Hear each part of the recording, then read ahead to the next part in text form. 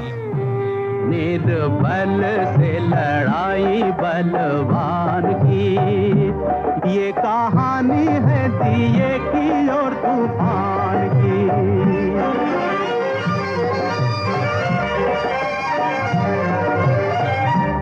बड़े जोर से तूफान आया भरता उड़ान, उस छोटे से दिए का बल मापने। तब दिया दुखियारा वो बेचारा बेसहारा, चला दांव पे लगाने बाजी प्राण की। ये कहानी है दिए की और तूफान की। ओम शांति। आज 2রা ডিসেম্বর 2024 বাবার অমূল্য মধুর মহাবাক্য শুনব। আজকের মুরলিতে বাবা বলেন, মিঠে মিঠে বাচ্চে, তোমাদের নিজেদের আত্মারূপী দীপকের দেখাশোনা নিজেদেরকেই করতে হবে। মায়ার তুফান থেকে বাঁচার জন্য জ্ঞান যোগের ঘৃত অবশ্যই চাই। আজকের মুরলির প্রশ্ন, কোন পুরুষার্থ গুপ্ত বাবার থেকে গুপ্ত উত্তরাধিকার প্রাপ্ত করিয়ে দেবে? উত্তর, অন্তর্মুখ অর্থাৎ চুপ থেকে বাবাকে স্মরণ করো, তো গুপ্ত উত্তরাধিকার প্রাপ্ত হয়ে যাবে। স্মরণে থাকাকালীন শরীর ছাড়লে খুবই ভালো, এতে কোনো কষ্ট হয় না। স্মরণের সাথে সাথে জ্ঞান যোগের সার্ভিসও করতে হবে। আর তা যদি করতে না পারো তবে কর্মনা সেবা করো। অনেককে সুখ প্রদান করলে তো আশীর্বাদ প্রাপ্ত হবেই। কথাবার্তা এবং ব্যবহারও অত্যন্ত সাত্ত্বিক চাই।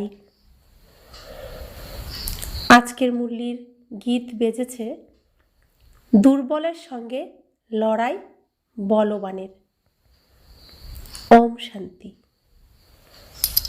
বাবা বুঝিয়েছেন যে যখনই তোমরা এরকম গীত শুনবে তখন প্রত্যেকেই এর উপরে বিচার সাগর মন্থন করবে।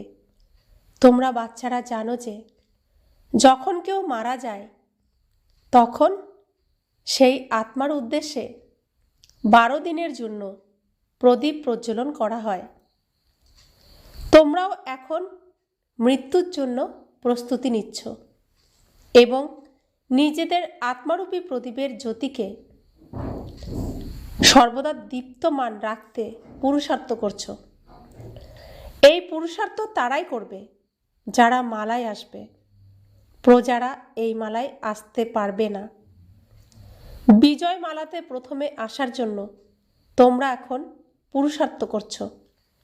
কখনো যেন মায়ারূপী বিড়াল তুফান লাগিয়ে কুকর্ম না করিয়ে দেয়, যার ফলস্বরূপ আত্মারূপী প্রদীপ নিভে যায়।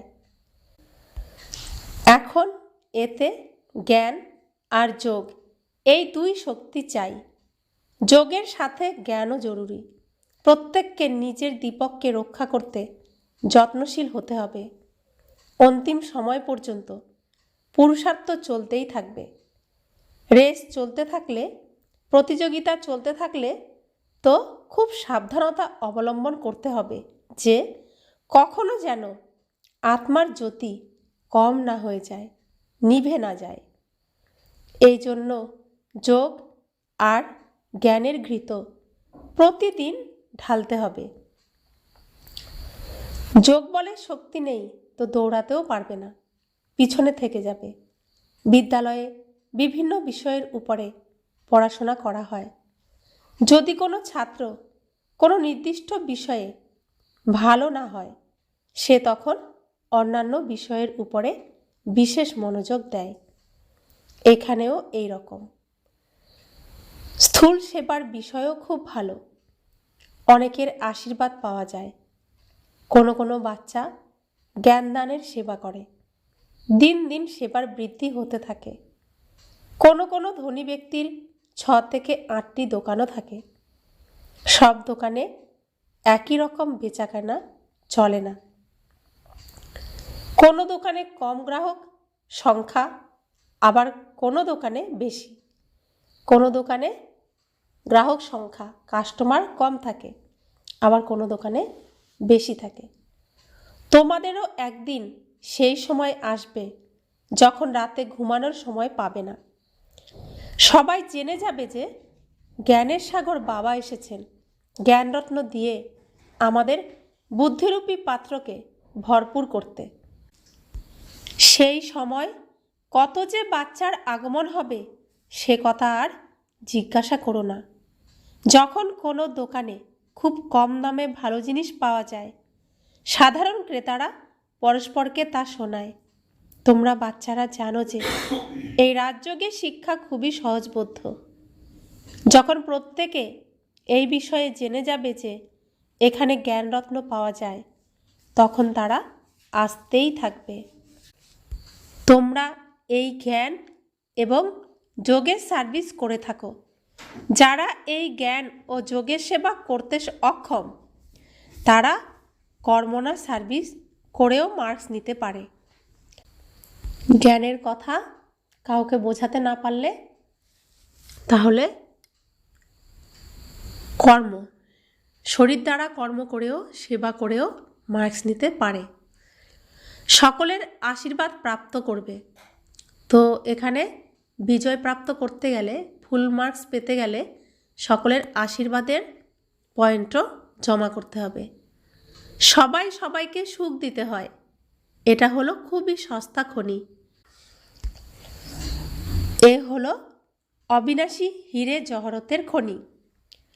তারা 8 রত্নের মালা বানায় এবং পূজাও করে, কিন্তু তারা এটা জানে না যে এ কাদের মালা। তোমরা বাচ্চারাই জানো যে কিভাবে আমরা পূজ্য থেকে পূজারী হই।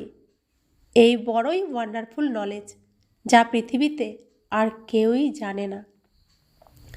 যে 8-এর তারা পুজো করে, যে 8 রত্নের তারা পুজো করে, তারা তো সবাই এখানেই আছে। এখন প্রত্যেকে পূজারী থেকে পূজ্য হয়ে উঠছে। এখন তোমাদের অর্থাৎ লাকি স্টারদের এই নিশ্চয় রয়েছে যে আমরাই স্বর্গের মালিক ছিলাম, এখন নরকের মালিক হয়ে গেছি। স্বর্গের মালিক হব তো পুনর্জন্ম সেখানেই নেব। যখন স্বর্গে থাকব তখন শরীর ছেড়ে আবার স্বর্গেই জন্ম নেব। এখন আমরা পুনরায় স্বর্গের মালিক হচ্ছি। শুধুমাত্র তোমাদের ব্রাহ্মণদেরই এই সঙ্গম যুগের বিষয়ে জানা আছে। যারা প্রজাপিতা ব্রহ্মাকুমারী ঈশ্বরীয় বিশ্ববিদ্যালয়ে এসেছেন, তারাই শুধুমাত্র সঙ্গম যুগকে অনুভব করতে পারছেন, সঙ্গম যুগ সম্পর্কে জানতে পারছেন। অর্থাৎ এই ভোরবেলায় যারা জেগে উঠেছে তারাই ভগবানের কাছে চলে এসেছে। যারা জেগে উঠেছে তারা ভোরবেলাকে বুঝতে পারছে। এখন সৃষ্টির ভোরবেলা। তো ভোরবেলা উঠে আমরা যেমন লৌকিকে দাদু ঠাকুমা থাকলে, বড় মা থাকলে তাদের কাছে গল্প শুনি, সেরকম আমরা ব্রহ্মা বাবার কাছে, ব্রহ্মা বাবার মাধ্যমে শিব বাবার কাছ থেকে এই সমগ্র সিনেমাটার গল্প শুনছি। তো সেই জন্য যারা আমরা জেগে প্রজাপিতা ব্রহ্মাকুমারী ঈশ্বরীয় বিশ্ববিদ্যালয়ে এসেছি আর ভগবানের সাথে মিলিত হয়ে, শ্রীকৃষ্ণের সাথে মিলিত হয়ে এই গল্প শুনছি, তারাই শুধুমাত্র এই সঙ্গম যুগরূপী উষাকালের অনুভব করছি। বাবা বলছেন শুধুমাত্র তোমরা ব্রাহ্মণরাই এই যুগ সম্পর্কে জানো। অন্যদিকে সমগ্র পৃথিবীতে হলো কলিযুগ। তো সমগ্র পৃথিবী এখন কলিযুগে রয়েছে। তার মধ্যে কিছু কিছু বাচ্চা ভোরবেলায় জেগে উঠেছে, বাকি সবাই কলিযুগ রূপী গভীর রাতে ঘুমিয়ে আছে। তো ঘোর কলি অর্থাৎ গভীর রাত, গভীর অন্ধকার। তো তারা গভীর নিদ্রায় নিদ্রিত, ঘুমিয়ে আছে প্রত্যেকে গভীর রাতে, আর আমরা উঠে গেছি, আমাদের ভোরবেলা হয়ে গেছে। যুগ তো হলো আলাদা আলাদা, তাই না? তো কালঘুম ঘুমিয়ে রাখে রাবণ মায়ার দ্বারা। তো সেই কালঘুম ভেঙে সকালে উঠতে পারে না। এখন সবাই নিদ্রিত মায়ার এই কালঘুমে। আমরা মায়াকে পরাজিত করে, অর্থাৎ বাবা মায়াকে পরাজিত করে আমাদেরকে জাগিয়ে তুলেছেন। তো আমাদেরও এখন দায়িত্ব অন্যদেরকে এই কালঘুম থেকে জাগিয়ে তোলা। বাবা বলছেন, সত্যযুগে থাকলে পুনর্জন্ম সত্য যুগেই নেবে। এখন তোমরা রয়েছ সঙ্গম যুগে। তোমাদের মধ্যে কেউ যদি এখন শরীর ত্যাগ করে তবে সংস্কার অনুসার এখানেই এসে জন্মগ্রহণ করবে। তোমরা ব্রাহ্মণরা হলে সঙ্গম যুগের, তারা শূদ্ররা হলো কলিযুগের। কেবলমাত্র সঙ্গম যুগেই তোমরা এই নলেজ প্রাপ্ত করো। তোমরা বিকে জ্ঞান গঙ্গারা প্র্যাকটিক্যালে এখন সঙ্গম যুগে রয়েছ। তো আমরা ব্রহ্মাকুমার ব্রহ্মাকুমারীরা এখন সাগরের থেকে জ্ঞান ভরে গঙ্গা হয়ে আমরা ভরে যাচ্ছি। তো আমরা এই জ্ঞান গঙ্গার ধারা সারা পৃথিবীতে বয়ে নিয়ে যাব আর সম্পূর্ণ পৃথিবীকে সুন্দর করে সাজিয়ে তুলব। এখন তোমাদেরকে রেস্ট করতে হবে, দোকান সামলাতে হবে। জ্ঞান যোগের ধারণা না হলে তো দোকান সামলাতে পারবে না। তো দোকান সামলানোর জন্য দোকানের জিনিসপত্র যার যেমন চাহিদা সেই অনুযায়ী দেওয়ার জন্য তো অভিজ্ঞতা চাই। তো দোকানের অভিজ্ঞতা না থাকলে দোকান পরিচালনা করার, তাহলে কাস্টমারকে আমরা সন্তুষ্ট করতে পারবো না, আর সন্তুষ্ট না করতে পারলে দোকান চলবে না। তাই বাবা বলছেন, তোমাদের এই দোকান চালাতে হলে জ্ঞান আর যোগের ধারণা চাই। তো তোমাদেরকে এখন জ্ঞান আর যোগ খুব ভালোভাবে শিখে নিতে হবে। সেবার প্রত্যর্পণ, সেবার রিটার্নে তো বাবাই দেবেন। যখন কোনো মহাযজ্ঞ রচনা করা হয় তো বিভিন্ন ধরনের ব্রাহ্মণরা সেখানে আসে। তাদের মধ্যে কারোর দক্ষিণা বেশি, কারোর কম হয়। এখন পরমপিতা পরমাত্মা এই রুদ্র জ্ঞানযজ্ঞ রচনা করেছেন। আমরাই হলাম ব্রাহ্মণ এবং আমাদের ধান্দাই হলো মানুষকে দেবতা বানানো। আর কোনো যজ্ঞে কেউ বলবে না যে আমি মনুষ্য থেকে দেবতা হতে চলেছি। এখন এটাকে রুদ্র জ্ঞানযজ্ঞ বা পাঠশালাও বলা হয়ে থাকে। জ্ঞান এবং যোগের দ্বারাই প্রত্যেক বাচ্চা দেবী দেবতা পদ প্রাপ্ত করে। বাবা রায়ও দেন যে তোমরা পরমধাম থেকে বাবার সাথে এসেছো। তোমরা বলবে যে আমরা হলাম পরমধাম নিবাসী।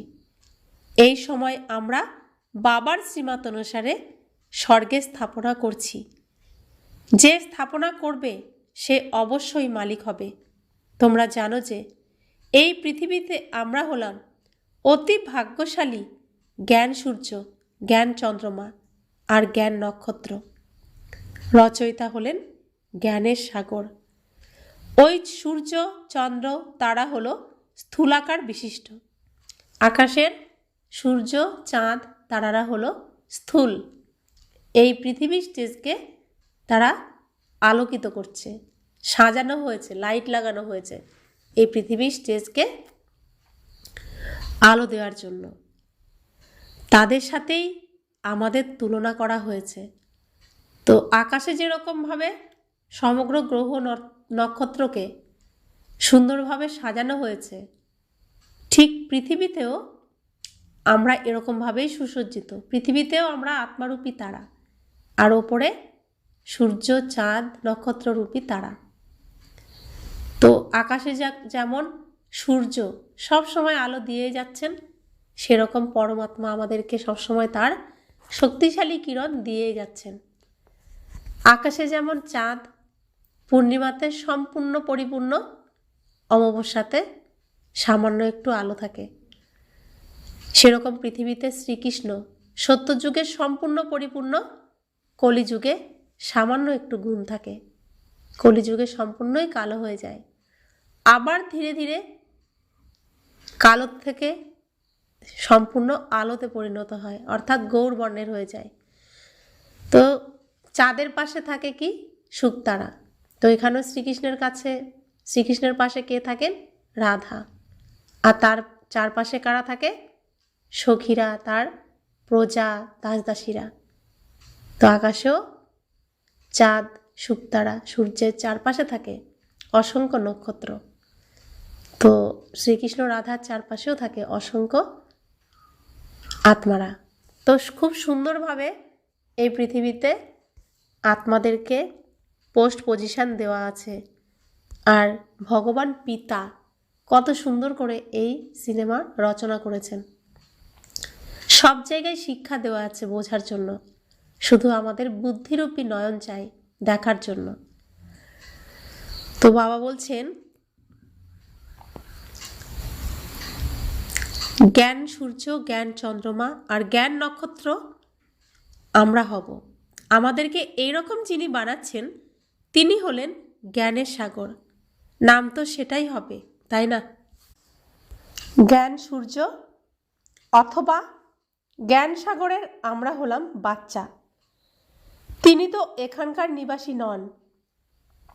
কে এখানকার নিবাসী নন? বাবা। তিনি এখানকার নিবাসী নন, আমরাও এখানকার নিবাসী নই। বাবা বলেন, আমি আসি তোমাদেরকে নিজের সমান তৈরি করতে। জ্ঞান সূর্য, জ্ঞান নক্ষত্র তোমাদেরকে এখানেই হতে হবে। তোমরা বুঝে গেছো যে আমরাই ভবিষ্যতে পুনরায় এখানেই স্বর্গের মালিক হব। এখন আমরা বুঝতে পেরেছি। আগে ভাবতাম স্বর্গ উপরে আর স্বর্গে যাওয়ার সিঁড়ি আছে। এখন বুঝতে পেরেছি যে আমরা আমাদের চরিত্রগতভাবে উপর থেকে নিচে নেমেছি। এখন আমাদেরকে আবার সেই উপরের চরিত্রেই আসতে হবে। নিচের থেকে উপরে আমাদেরকে উঠতে হবে গুণের দ্বারা। সব কিছুই নির্ভর করছে পুরুষার্থের উপরে। তো গুণ অর্জন করতে হবে, তার জন্য চেষ্টা করতে হবে, প্রচেষ্টা করতে হবে, শিখতে হবে, জানতে হবে ভগবানের কাছে। আমরা হলাম মায়ার উপরে বিজয় প্রাপ্তকারী ওয়ারিয়ার্স। তারা মনকে বশ করার জন্য হঠযোগ ইত্যাদি করে। তোমরা হঠযোগ ইত্যাদি করো না। বাবা বলেন, তোমাদেরকে কোনো পরিশ্রমাদি করার দরকার নেই। কেবল বলি যে তোমাদেরকে আমার কাছে আসতে হবে, তাই আমাকে স্মরণ করো। বাচ্চারা, আমি তোমাদেরকে নিতে এসেছি, এরকম আর অন্য কোনো ব্যক্তি বলতে পারে না। তো আমরা কলিযুগ রূপী অন্ধকারে দুঃখের সিনে অভিনয় করছিলাম। তো আমরা যে চরিত্রে অভিনয় করছিলাম নিজেকে সত্যি সত্যি সেই চরিত্রেরই ভেবে নিয়েছি। আর এই দুঃখ থেকে মুক্ত হওয়ার জন্য, এই সিনকে সহ্য করতে না পারার জন্য ভগবানকে ডাকতে থেকেছি। তো ভগবানকে ডাকতে থেকেছি এই দুঃখ সিন থেকে তাড়াতাড়ি নিয়ে যাওয়ার জন্য। কিন্তু আমরা কোথা থেকে এসেছি, কোথায় আমাদের বাড়ি, এখানে অভিনয় করতে করতে সব ভুলে গেছি।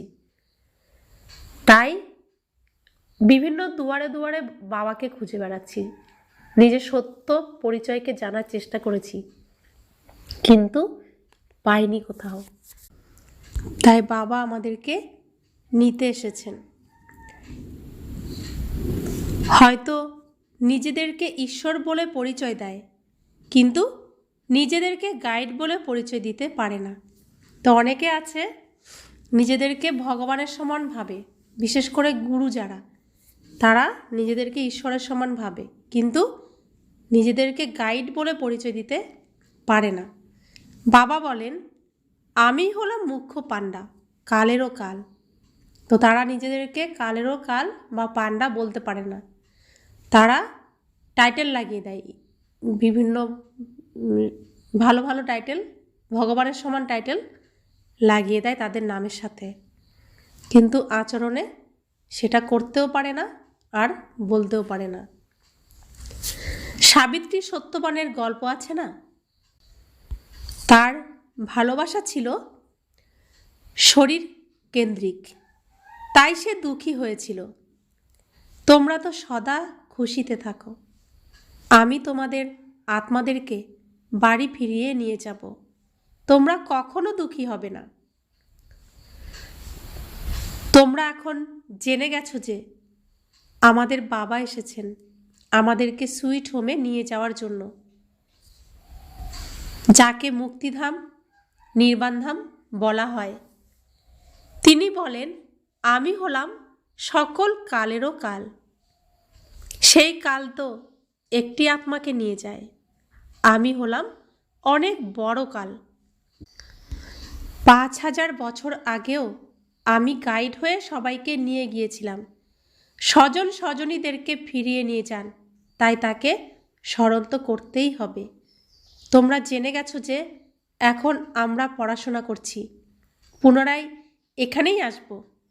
প্রথমে তোমরা সুইট হোমে ফিরে যাবে, তারপর তোমরা পুনরায় নিচে নেমে আসবে। তোমরা বাচ্চারা হলে স্বর্গের নক্ষত্র। পূর্বে তোমরা নরকের নক্ষত্র ছিলে। তোমরা বাচ্চারাই হলে তারা। নম্বর ক্রমে পুরুষার্থ অনুসারে তোমাদেরকেই লাকি স্টার বলা হয়। ঠাকুরদাদার সম্পত্তি তোমাদের প্রাপ্ত হয়। এই খনি হলো বড়ই জবরদস্ত, আর এই খনি একবারের জন্যই উন্মুক্ত হয়। সেখানে অনেক রকমের ভিন্ন ভিন্ন খনি থাকে, যেগুলি সর্বদা উন্মুক্ত অবস্থাতেই থাকে। কোথাকার খনি? যদি তোমরা সেগুলিকে খুঁজতে থাকো, তোমরা অনেক খুঁজে পেয়ে যাবে। এখানে কেবলমাত্র একটি বারের জন্য একটাই খনি প্রাপ্ত হয়, তাও আবার অবিনাশী জ্ঞান রত্নের।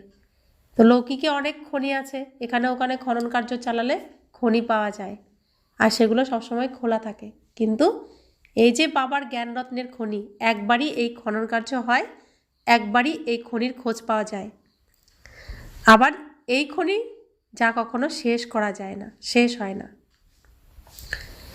এই রত্ন দিয়েই আমরা আমাদের বুদ্ধিরূপী পাত্রকে ভরপুর করি। বাচ্চারা, তোমাদের তো খুশি হওয়া উচিত। প্রত্যেকের এই নেশা বা গর্বও থাকে। কোনো দোকান যদি খুব ভালো চলে, তো তার নামও চারিদিকে ছড়িয়ে পড়ে। এখানে প্রজাও বানানো হচ্ছে, তো উত্তরাধিকারীও বানানো হচ্ছে। এখানেই তোমরা তোমাদের বুদ্ধিরূপী পাত্রকে রত্ন দিয়ে ভরপুর করে পুনরায় অন্যদের দান করে থাকো। তো বাবা আজকে আমাদের ব্যবসায়ী বানিয়েছেন, দোকানদার বানিয়েছেন। তো আমরা এই দোকানের থেকে জিনিসপত্র নিয়ে খাচ্ছি, চলছি। তো সেই দোকানের জিনিসপত্র দিয়ে আমরা খুব ভালো খাঁটি জিনিস পাচ্ছি।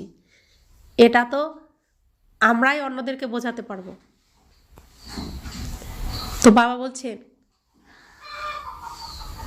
পরমপিতা পরমাত্মাই হলেন জ্ঞানের সাগর, যিনি জ্ঞান রত্ন দিয়ে আমাদের বুদ্ধির পাত্রকে ভরপুর করে দেন।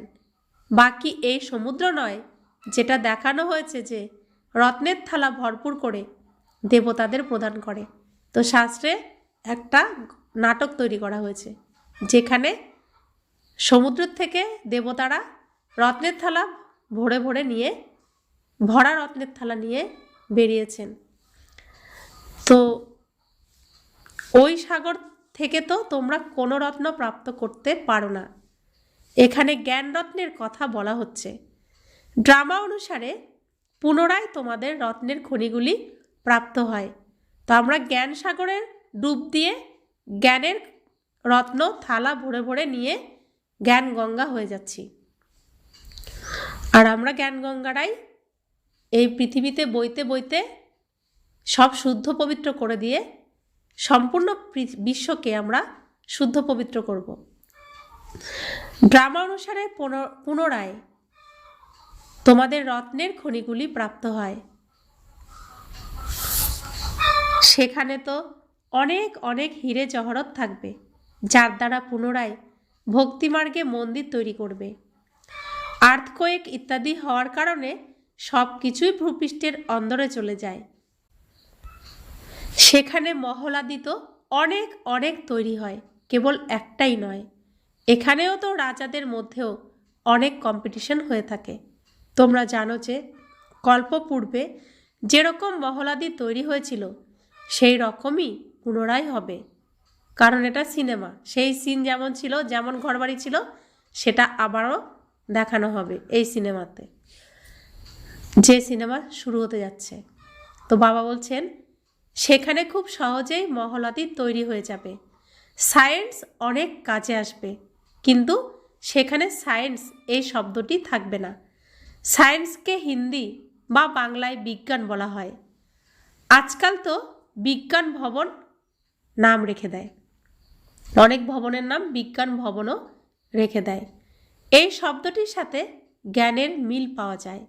জ্ঞান আর যোগকে বিজ্ঞান বলা হয়। জ্ঞান থেকে রত্ন প্রাপ্ত হয় এবং যোগের দ্বারা আমরা এবার হেলদি হয়ে যাই। এ হলো জ্ঞান এবং যোগের নলেজ, যার দ্বারা পুনরায় বৈকুণ্ঠে বড় বড় ভবন তৈরি হবে। তো সায়েন্সে কি থাকে?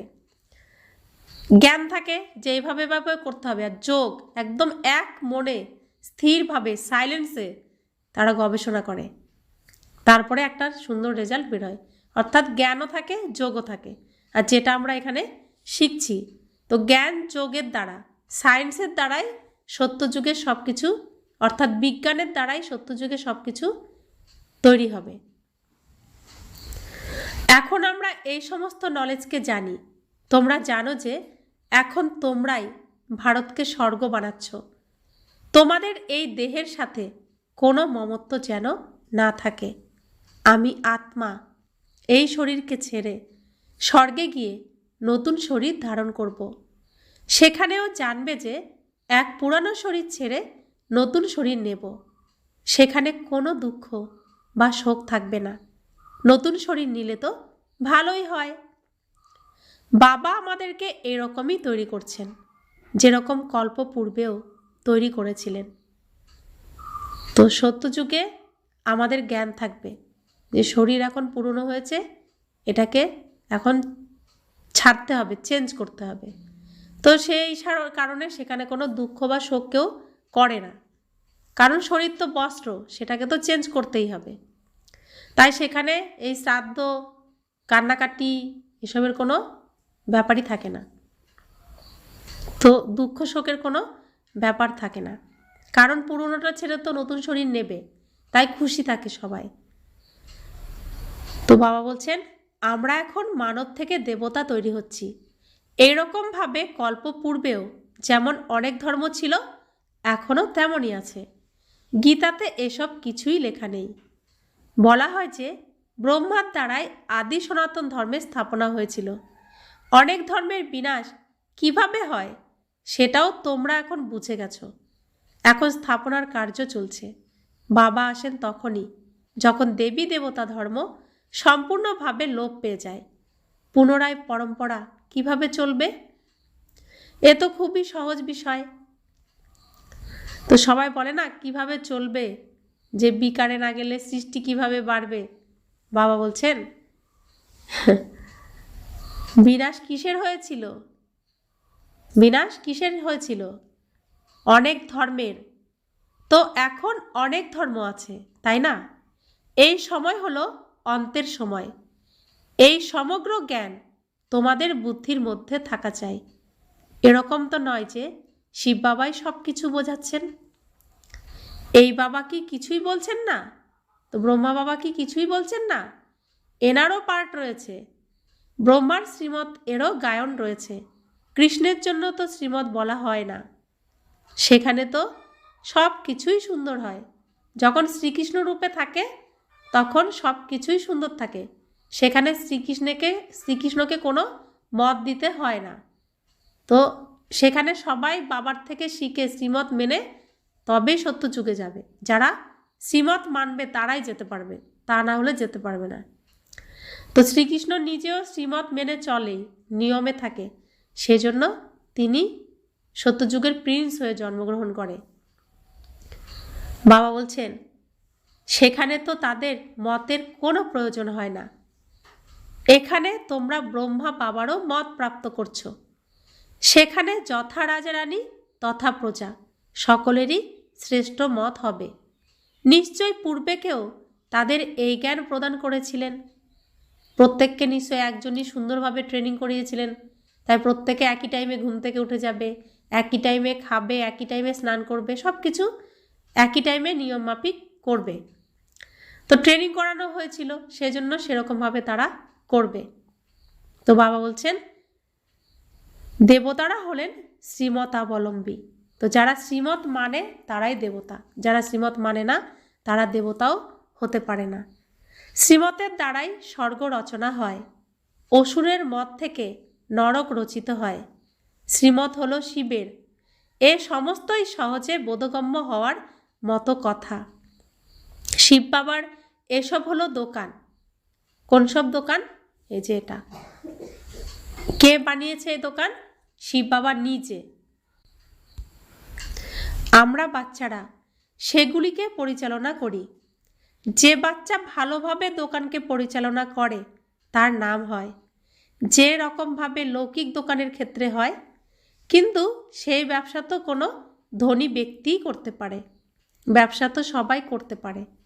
ছোট বাচ্চাও জ্ঞান আর যোগের ব্যবসা করতে পারে। তো 5 বছরের একটি বাচ্চাও আত্মার পরিচয়, পরমাত্মার পরিচয় দিতে পারে, সুখ শান্তির দান দিতে পারে। তাই এখানে যে কেউ এই দোকান চালাতে পারে। তো বাবা বলছেন শান্তি আর সুখধাম, ব্যাস বুদ্ধিতে এগুলি স্মরণ করতে হবে। তারা তো রাম রাম বলে, এখানে চুপ থেকে স্মরণ করতে হয়, কিছু বলতে হয় না।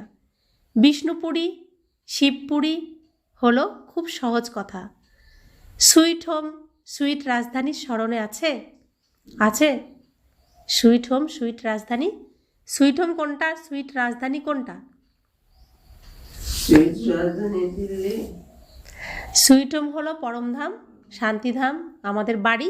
আর সুইট রাজধানী হলো সত্যযুগের, বৈকুণ্ঠের রাজধানী, সত্যযুগের রাজধানী।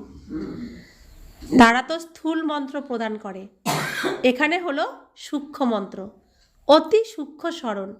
কেবলমাত্র এই স্মরণ করলেই আমরা স্বর্গের মালিক হয়ে যাব। জপ আদি কিছু করতে হয় না, কেবলমাত্র স্মরণ করতে হয়। কোনো আওয়াজের প্রয়োজন হয় না। গুপ্ত বাবার থেকে গুপ্ত উত্তরাধিকার, চুপ থেকে অন্তর্মুখী হলে তবেই আমরা প্রাপ্ত করতে পারি। কারণ আমাদের বাবাও সাইলেন্স। তো সাইলেন্স আর সাইলেন্স মিললেই তো সেই ফ্রিকোয়েন্সিটা ঠিক থাকবে, সমান সরল রেখায় আসবে, তবেই তো তার থেকে সব কিছু প্রাপ্ত হবে, তাই না? সেখানে মনের কথা চলবে, মুখের আওয়াজ না।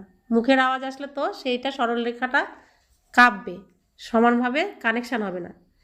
সেজন্য সবসময় চুপ করে গুপ্তভাবে অন্তর্মুখী হয়ে তার থেকে সমস্ত কিছু প্রাপ্ত করতে পারি। এই রকমই স্মরণে থাকাকালীন শরীর ছেড়ে দিলে খুবই ভালো ব্যাপার, কোনো পরিশ্রম হয় না। যাদের স্মরণ স্থায়ী হয় না তারা নিজের অভ্যাস করো, সবাইকে বলো যে বাবা বলেছেন আমাকে স্মরণ করো, তাহলেই অন্তিমকালে যেমন মতি তেমনই গতি হয়ে যাবে। স্মরণের দ্বারাই বিকর্ম বিনাশ হয়, আর আমি স্বর্গে পাঠিয়ে দেব, বাবা স্বর্গে পাঠিয়ে দেবেন। বুদ্ধিযোগ শিব বাবার সাথে লাগানো তো খুব সহজ। এখানে সব প্রকারের সতর্কতা অবলম্বন করতে হয়। শতপ্রধান হতে হলে তবে সাত্ত্বিক হতে হবে। আচার ব্যবহার সাত্ত্বিক, কথাবার্তা সাত্ত্বিক।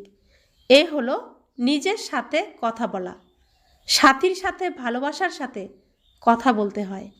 গান আছে না, প্রিয় প্রিয় পিউ পিউ প্রিয়তম বলো সদা অনমোল, প্রিয় প্রিয় বল সদা অনমোল, পিউ প্রিয়তম বল সদা অনমোল, গান আছে। তো আমাদের সাজন হলেন কে? প্রেমিক হলেন শিব বাবা। তো তাকেও আমরা এরকম ভালোবাসবো, ভালোবেসে তার সাথে মনের সব কথা বলবো, দ্বিতীয় কারোর সাথে আর বলবো না। বাবা বলছেন না, এক আমার সাথে সম্পর্ক রাখো, মনের কথা আমাকে বলো, আর কাউকে না। যা চাইবার আমার কাছে চাও, যা বলার আমাকে বলো, আর কাউকে না। তো তাকে ভালোবাসি, এককেই ভালোবাসবো, তাহলে অন্য কেউ আর ভালোবাসবো না।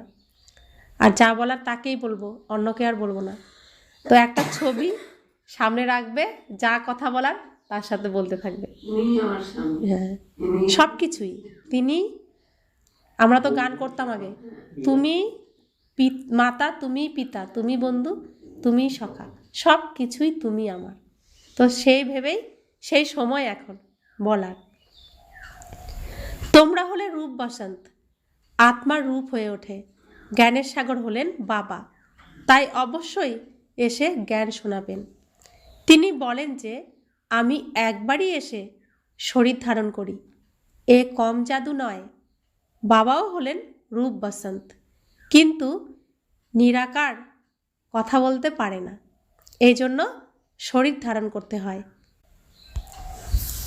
কিন্তু তিনি পুনর্জন্মে আসেন না, আত্মারা তো পুনর্জন্ম এসে থাকে। তো এবার তিনি কি করে আমাদের সাথে কথা বলবেন? তার শরীর নেই, তিনি পুনর্জন্মে আসেন না, তার জন্মও হয় না, তার মৃত্যুও হয় না। আমরা তো জন্ম মৃত্যুতে আসি, শরীর ধারণ করি, তো শরীর ধারণ করে অভিনয় করছি। তিনি তাহলে এবার কি করে আমাদের সাথে কথা বলবেন? এসে একবারই তিনি আসেন, তখন তাকে শরীর ধার নিতে হয়। তিনি আমাদের একমাত্র সত্য আদরের পিতা, মিষ্টি বাবা, যিনি নিজের জন্য কিচ্ছু রাখেন না, সব সন্তানদের দিয়ে দেন। ড্রেসটাও রাখেন না, অভিনয় করতে হবে, একটা যে পোশাক দরকার সেই পোশাকটাও তিনি রাখেন না। কিন্তু আবার তাকে আসতে হয় একবার অভিনয় করার জন্য এই পৃথিবীতে। তাহলে ড্রেস কোথায় পাবে? ড্রেস ছাড়া তো অভিনয় করা স্টেজে যাবে না। তো তখন তাকে ধার নিতে হয়, তিনিই দিয়ে দেন, আবার তিনিই ধার নেন। কার থেকে ধার নেবেন? যার তার ড্রেস কি তিনি নেবেন? যে সর্বশ্রেষ্ঠ, যে পৃথিবীর ভূস্বামী, তার ড্রেসই নিশ্চয়ই নেবেন। যার উপর পৃথিবীর দায়িত্ব রয়েছে তার থেকেই নিশ্চয়ই নেবেন। তো তিনি কে? তিনি হলেন শ্রীকৃষ্ণ, যিনি পালনকর্তা, তিনি বিষ্ণু রূপে পালন করেন। তার শরীরই বাবা ধার নেন, আর নিজ মায়া বলে নিজেকে সৃষ্টি করেন, অর্থাৎ গর্ভে প্রবেশ করেন না। তো শ্রীকৃষ্ণের অন্তিম জন্মের অন্তিম শরীরে প্রবেশ করে তিনি অভিনয় করেন, আর শরীরে প্রবেশ করার পর নাম রাখেন ব্রহ্মা। তোমরা বাচ্চারা বাবার উপরে সমর্পিত হয়ে যাও। তাই বাবা বলেন যে পুনরায় কারো সাথে মমত্ব রেখো না। আমাকে যখন ভালোবেসেছ আমার সাথেই সম্পর্ক রাখবে, আমি অন্য কারোর সাথে সম্পর্ক রাখলে তোমার সাথে সম্পর্ক রাখবো না, আমি সেটা পছন্দ করি না। তো এটা তো লৌকিক ক্ষেত্রেও হয় না। দ্বিতীয় জনের সাথে সম্পর্ক রাখলে তো সম্পর্ক কি হয়? নষ্ট হয়ে যায় না? তাই বলছেন যে পুনরায় কারো সাথে মমত্ব রেখো না, নিজের বলে কিছু মনে করো না। মমত্ব সমাপ্ত করার জন্য বাবা যুক্তি বলে দেন। তো আমাদের তিনি এমনই প্রেমিক, আমি নোংরা মাখছি তো তিনিও নোংরা মাখছেন, আমি কষ্ট পাচ্ছি তো তিনিও কষ্ট পাচ্ছেন। তো তিনি আমার সবটুকু কষ্ট নিজে নিচ্ছেন আর আমাকে আগলে রাখছেন, আমাকে কোনো কষ্ট করতে দিচ্ছেন না, আমাকে নোংরাতেও নামতে দিচ্ছেন না। নিজে নোংরায় দাঁড়িয়ে আছেন, আমাকে কোথায় রেখে দিয়েছেন? তার হৃদয়ে, তার বুকে। বলছে আমি তোমাকে ভালোবেসেছি, ভালোবাসার প্রতিদান আমি দেব, তোমার কোনো কষ্ট নেই, তোমার কোনো কষ্ট করতেও হবে না, তোমার সমস্ত দায়িত্ব আমাকে দিয়ে দাও, আমি সব করে দেব, আমি তোমাকে এতটা ভালোবাসি। তো ভালোবাসার প্রতিদান কি? তাও একমাত্র এই ভালোবাসায় পৃথিবীতে কারোর থেকে পাওয়া যায় না, আর আমরা এই ভালোবাসায় খুঁজে যাই। তো পৃথিবীতে মনের মতো কেউ হবে না, বাবার মতো কেউ হবে না। তিনি এরকম ভালোবাসা কে দেবে? যে আমি নোংরা বলে সেও নোংরা মেখে নিচ্ছে, আমার নোংরাটা পুরো নিজে মেখে আমাকে পরিষ্কার করে দিচ্ছে, আর বলছে যে তোমার সমস্তটাই আমাকে দাও, আমি সব করে দেব, তোমার কিচ্ছু করতে হবে না। তো এর জন্য বলছে তোমার বলে আর কিচ্ছু রেখো না, সবটাই আমাকে দিয়ে দাও। আর আমার আছে কি? দুঃখ, কষ্ট, যন্ত্রণা, বিকার, এই তো দিয়ে দিচ্ছি তাকে। আমি সুন্দর রূপ বসন্ত হয়ে গেলাম, তার রূপে আমি পুরো সেজে উঠলাম। তো বাবা মমত্ব সমাপ্ত করার জন্য যুক্তি বলে দেন। সমস্ত আমাদের যে দুঃখ কষ্টের থেকে মুক্ত হওয়ার যুক্তি বলে দেন, সমস্ত মমত্ব সমাপ্ত করার যুক্তি বলে দেন। প্রতি কদমে বাবার কাছ থেকে রায় নিতে হয়। তাহলে আমাকে, যিনি আমার সমস্ত দায়িত্ব নিয়ে নিয়েছেন, আমি যাকে সব দিয়ে দিয়েছি, তাহলে সব কিছু তো তাকে বলেই করতে হবে যে আমি এখন এটা করতে চাই, তুমি কি বলো? তে তো প্রেমিককে বলবো না যে আমি এখন এটা করব, তুমি কি বলো, তোমার কি মত? তো তিনি আমাকে সেই রাস্তাটা দেখিয়ে দেবেন যে এটা করো। সেই জন্য প্রত্যেকটি কথায় রায় নিতে হবে। মায়া এমনই যে আঘাত করে। তো যখন আমি তাকে সব দিলাম আর তার থেকে রায় নিলাম, তো মায়া যে আঘাতটা করবে, আঘাতটা কার কাছে আসবে? আমার কাছে আর আসবে না। তিনি সামনে রয়েছেন, তিনি আমার এমন প্রেমিক, সব কিছু তিনি সামলাবেন, আমার মধ্যে কোনো আঘাত আসতে দেবেন না। এটা একদম বক্সিংয়ের মতো। তো মায়া আঘাত করছে, আর আঘাতটা সহ্য করছে কে? আমার প্রেমিক। আর আমি তার বুকে একদম নিশ্চিন্তে সেফ। তো এমন প্রেমিক, এমন সাজন আর কোথাও পাওয়া যাবে? অনেক আঘাত খেয়েও পুনরায় সোজা হয়ে দাঁড়িয়ে যায়। তো যারা বাবার থেকে রায় নেয় না, তাদের আঘাত সহ্য করতে হয়, পড়ে যায় আবার ওঠে। আর যারা বাবাকে সব দিয়ে দেয়, তাদের কোনো আঘাত আসে না। লিখতে থাকে, বাবা মায়া থাপ্পড় লাগিয়ে দিয়েছে, মুখ কালো করে দিয়েছে, যেন মনে হয় 4 তলা থেকে পড়ে গেছি। ক্রোধ করলে তো 3 তলা থেকে পড়ে যাবে। এ হলো অনেক বোঝার বিষয়। তো এক একটা বিকার যদি আমার মধ্যে থাকে আর মায়া আমাকে আঘাত করে, তো 4 তলা থেকে পড়ে গেলে যেরকম হাড়গোড় ভেঙে যায়, তো সেরকম জ্ঞানের সব কিছু যে জমিয়ে রেখেছিলাম রত্ন ভেঙে চুরে গুঁড়ো হয়ে যাবে।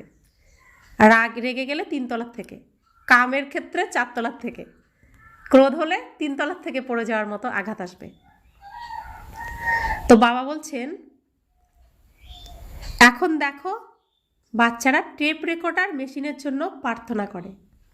এই মুরলি সাকার মুরলি, যখন বাবা সাকার শরীরে ছিলেন তখন এই টেপ রেকর্ডার এসব ছিল না। তো বাচ্চারা বাবার কাছে প্রার্থনা করছে যে টেপ রেকর্ডার করতে, টেপ রেকর্ড মেশিন করতে। বাবা টেপ রেকর্ডার মেশিন দাও, তাহলে আমরা ভালোভাবে মুরলি শুনতে পাবো। এরও ব্যবস্থা করা হচ্ছে।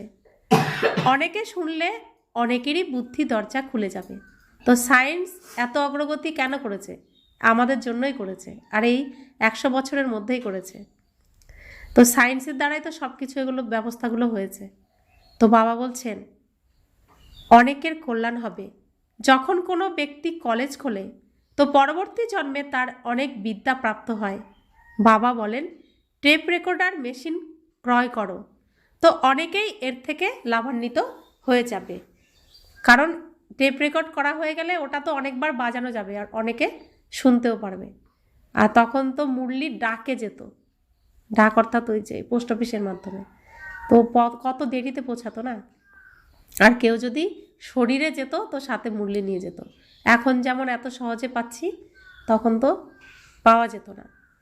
তো সেই জন্য বুদ্ধি চালাতো, টেপ রেকর্ড করলে তো সেটা অনেকবার অনেককে শোনানো যাবে, আর অ্যাকুরেট শুনতে পাবে। তো সেইভাবে ধীরে ধীরে এই বিজ্ঞানের এত অগ্রগতি হয়েছে, সায়েন্সের এত অগ্রগতি হয়েছে। সায়েন্স আমাদের সেবার জন্য। তো যখন ব্রহ্মাকুমারীদের সেবার জন্য সায়েন্সের এত অগ্রগতি, তো সেই লাভটা সারা পৃথিবীর প্রত্যেক আত্মা নিচ্ছে, প্রত্যেক মানুষ নিচ্ছে। সেরকম আমরা যে ত্যাগ তপস্যা করছি, যার দ্বারা সত্যযুগ স্থাপন হচ্ছে আর সুখ শান্তি স্থাপন হচ্ছে, এর লাভও প্রত্যেক আত্মাই নিতে থাকবে। তা আমরা পূর্বজ আত্মা। তো বাবা বলছেন যে তোমরা হচ্ছে ভাগ্যশালী আত্মা।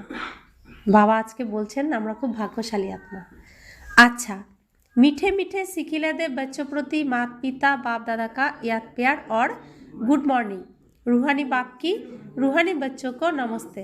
हम रूहानी बच्चों की रूहानी माता पिता बाप दादा को याद प्यार, गुड मॉर्निंग और नमस्ते नमस्ते नमस्ते।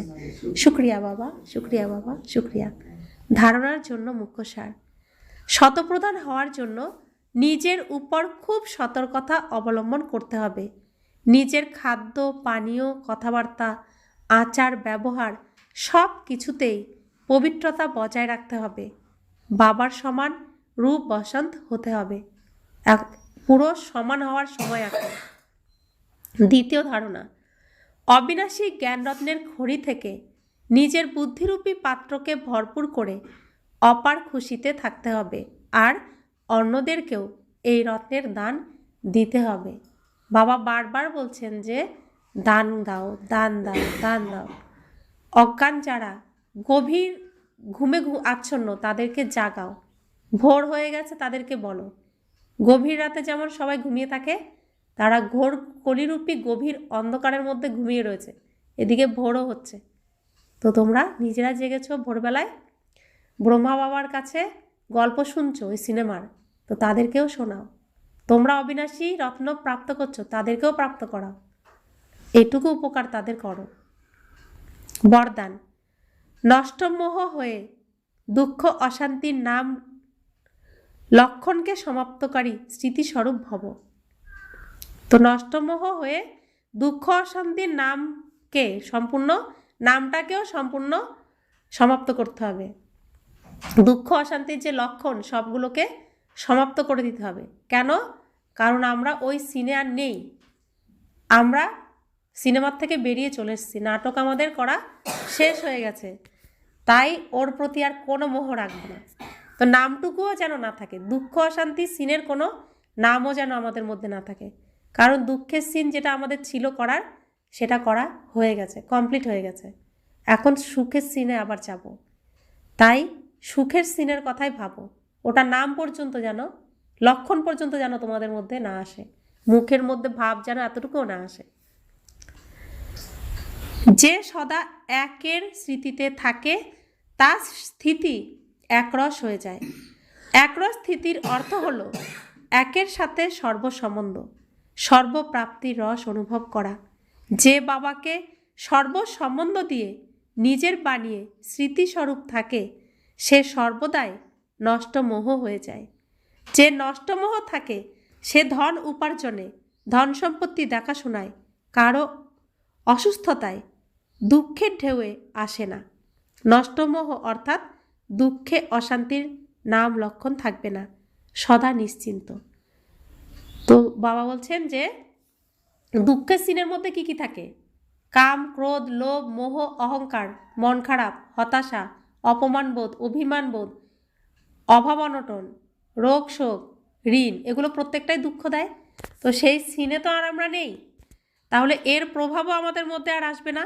অসুখ বিসুখ, তারপরে অভাব অনটন, ধন সম্পত্তির উপার্জনের যে চিন্তা কষ্ট, কোনো কিছু আমাদের মধ্যে আর আসবে না। দুঃখের ঢেউ যেখান থেকে আসে, সেই সিনের কোনো কিছুই আর আমাদের মধ্যে আসবে না। আমরা যদি নিজের থেকে নিতে চাই তো আসবে, আমরা যদি না চাই তো আসবে না। তো যদি ওদিক থেকে মোহ নষ্ট করি, সিন আমার কাছে পৌঁছাবে না। আর সামনে কে থাকবে? আমার প্রেমিক, সে থাকবে সামনে, আমি থাকবো তার হৃদয়ে। আমি সম্পূর্ণই পরিষ্কার পরিচ্ছন্ন, সেফ, সুরক্ষিত। তাহলে আমি যদি ওইদিকে মোহ রাখি, আমার প্রেমিক আমাকে ছেড়ে দেবে। কারণ এতটাই স্বাধীনতা তিনি দেয়, আমার ইচ্ছের বিরুদ্ধে তিনি কোনো কিছু করেন না। আমার প্রত্যেকটা ইচ্ছা তিনি সম্মান রাখেন, প্রত্যেকটা ইচ্ছা তিনি পূরণ করেন। তা আমি যদি ওই নোংরা মাখতে চাই, তিনি বারণ করবেন না, তিনি আমাকে ছেড়ে দেবেন। কারণ আমার ইচ্ছার দাম দেবেন, তিনি কষ্ট পাবেন, কিন্তু তবুও আমার ইচ্ছার তিনি মূল্য দেবেন, ইচ্ছা পূরণ করবেন। সেজন্য আমার কি ইচ্ছা থাকা উচিত? সবসময় সুখ, আমি নিজেও সুখে থাকবো, আমার প্রেমিককেও আমি সুখ দেব। অর্থাৎ শিব বাবা যা চান আমি তাই করব, কারণ আমি যা চাই তিনি আমাকে তাই করতে দেন। তো এত সুন্দর স্বামী, এত সুন্দর প্রেমিক কেউ পাবো না, মানে কাউকে পাবো না। তিনি আমার প্রত্যেকটি ইচ্ছাকে পূরণ করেন, প্রত্যেকটি, একটা ইচ্ছাও বাদ নেই। আমি মনে কিছু ভাবার আগেই তিনি বুঝে যান যে আমি এটা চাইছি, সেটা আমাকে তিনি করে দেন। তো সেখানে আমি নোংরা মাখতে চাইলে তাও দেবেন, আর যদি পুরো সুখ প্রাপ্ত করতে চাই, তিনি তো খুশি মনে দিয়ে দেবেন সব। তো সেই জন্য কোনো লক্ষণ আমাদের মধ্যে যেন না থাকে যেটা দুঃখ দিতে পারে। তাই সদা নিশ্চিন্ত থাকো। কোথায় নিশ্চিন্ত? আমি আমার প্রেমিকের বুকে রয়েছি, তা আমি সুরক্ষিত জায়গায় রয়েছি, আমার সমস্ত দায়িত্ব আমার প্রেমিক, আমার স্বামী, আমার পতি, তিনি নেবেন, তিনি নিয়েছেন, সব কিছু তিনিই করবেন। আমি এখন আমার মতো আমি সুরক্ষিত হয়ে একদম সেজে গুজে বসে থাকি। স্লোগান: ক্ষমাশীল হলো সে যে করুণাময়ী হয়ে সবাইকে আশীর্বাদ দিতে থাকে। তো আমার বাবা, আমার প্রেমিক কেমন সবসময় ক্ষমা করে দেন। আমরা যত ভুলই করি, তার সঙ্গে সম্পর্ক করেও আবার অন্যদিকে নজর দিই, তারপরেও তিনি বুকে জড়িয়ে নেন, আদর করেন, মিষ্টি মিষ্টি বলে ডাকেন। তো তার সাথে আমার সম্পর্ক হয়েছে, তাহলে তার রঙে আমি রঙিন হয়ে গেছি। তিনি ক্ষমার সাগর, দয়ার সাগর। তো আমিও তার মতো এখন শিখে গেছি। আমিও এখন ক্ষমাশীল, দয়াময়ী, করুণাময়ী। তো আমিও তার মতো সবাইকে মিষ্টি মিষ্টি চোখেই দেখব আর মিষ্টি মিষ্টি বলেই ডাকবো। তাহলে বাবার মতো সবাইকে আশীর্বাদ করব, ক্ষমা করে দেব, যে যাই বলুক, যে যা আচরণই করুক, সবাইকে ক্ষমা, আর সবার থেকে আমি আশীর্বাদ জমা করব। তো যখন কোনো কিছু কাজ আসে না, তখন এই জমানো আশীর্বাদই আমাদের কাজে আসে। বা আমাদের ওই পারে যেতে গেলেও সকলের আশীর্বাদ চাই। তা আশীর্বাদ দিলে তবেই তো আশীর্বাদ পাবো।